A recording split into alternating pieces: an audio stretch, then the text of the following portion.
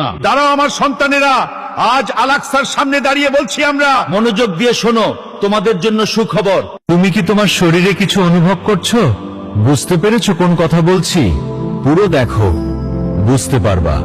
আমাকে পাঠানো হয়েছে তোমার জন্য। যে এই ভিডিওটা দেখছে, মহাবিশ্ব আমাকে বলেছে তোমার জীবনকে স্পর্শ করতে। কিছু মানুষ এগিয়ে চলে গেছে, তারা সত্যটা জানতেই পারেনি।